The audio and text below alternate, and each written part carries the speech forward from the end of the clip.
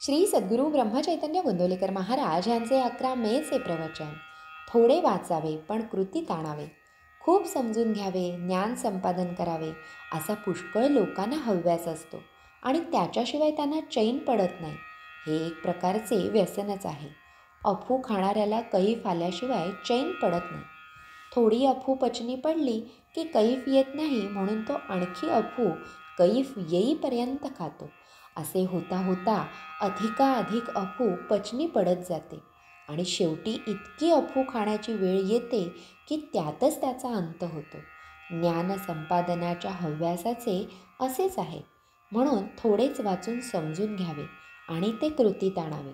नाहीतर जन्मभर ज्ञान संपादण्यात वेळ जातो आणि कृती न झाल्या कारणाने पदरात काहीच पडत नाही. मनुष्याला पोटभर जेवायला 25-30 मिनिटे पुरेशी होतात, पण जेवलेल्या अन्नाचे पचन होण्यासाठी 5-6 तास जावे लागतात. मनुष्य एकसारखा जर खातच राहिला तर त्याला अजीर्ण होऊन तब्येत बिघडेल आणि त्यातच त्याचा अंत होईल. म्हणून नुसते वाचितच बसू नये. थोडेच वाचावे पण ते कृतीत आणण्याचा प्रयत्न करावा. नुसत्या वाचनाने किंवा विषय समजावून घेण्याने प्रगती होत नसून ते कृतीत आणण्याने प्रगती होते. म्हणून केवळ समजावून घेण्यापेक्षा ते कृतीत आणण्यावर भर असावा.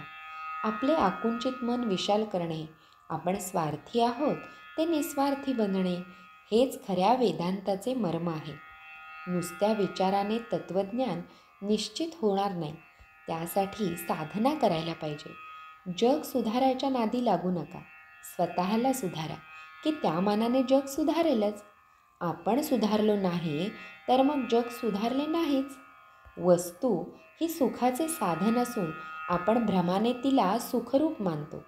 याचा परिणाम असा होतो की वस्तूच्या साहाय्याने सुख मिळवण्याचा प्रयत्न करण्याऐवजी आपण वस्तू जास्त जास्त मिळवण्याच्या मागे लागतो आणि शेवटी दुःखी बनतो. कर्माला सुरुवात करताना फळ मिळते किंवा नाही म्हणून काळजी आणि दुःख होते.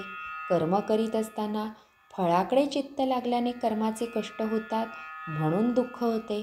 कर्म संपून फळ मिळाले नाही तर दुःख होते आणि फळ मिळालेच तर त्यातून नवीन आशा उत्पन्न होऊन फळ मिळाल्याचा आनंद ती मारून टाकते म्हणून दुःख होते.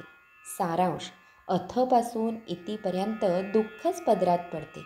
यासाठी फळाची अपेक्षा सोडून कर्म करू लागलो की ते कर्म करीत असतानाच मनाला समाधान प्राप्त होते. म्हणून परमार्थामध्ये रोकडा व्यवहार आहे, उधारीचा नाही, असे सर्व संतांचे सांगणे आहे. श्रीराम समर्थ. अधिक वाचू नका. जे काही थोडे वाचाल त्याचे मनन करा आणि ते कृतीत आणा. श्री सद्गुरू ब्रह्मचैतन्य गोंदवलेकर महाराज की जय.